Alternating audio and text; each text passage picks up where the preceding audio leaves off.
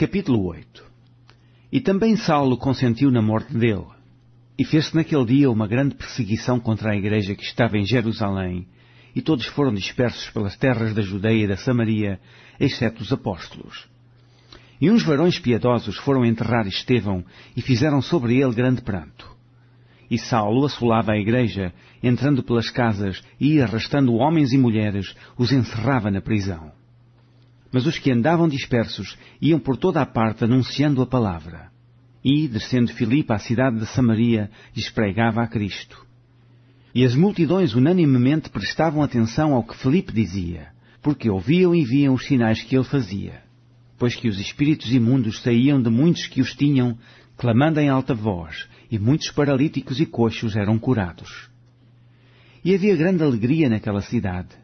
E estava ali um certo homem, chamado Simão, que anteriormente exercera naquela cidade a arte mágica, e tinha iludido a gente de Samaria, dizendo que era uma grande personagem, ao qual todos atendiam, desde o mais pequeno até ao maior, dizendo: Esta é a grande virtude de Deus.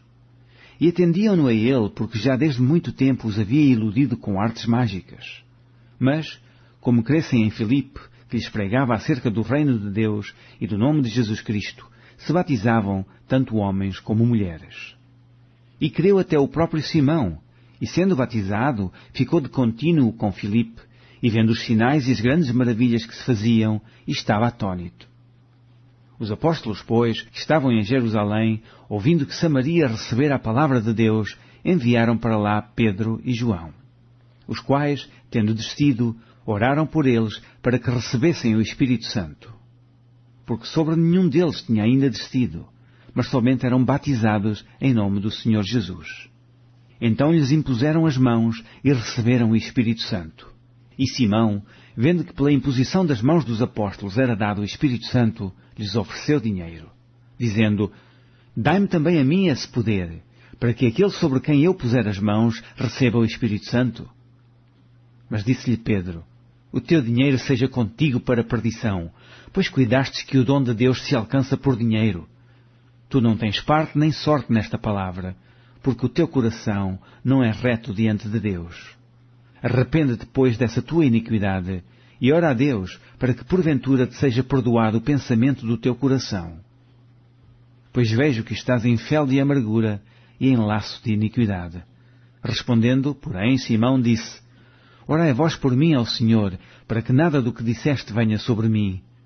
Tendo eles, pois, testificado e falado a palavra do Senhor, voltaram para Jerusalém, e em muitas aldeias dos samaritanos anunciavam o Evangelho.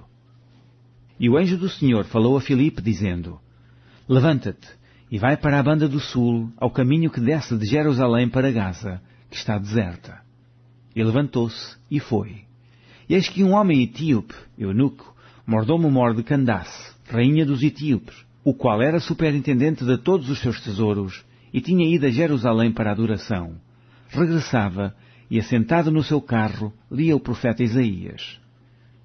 E disse o Espírito a Filipe: Chega-te e ajunta-te a esse carro.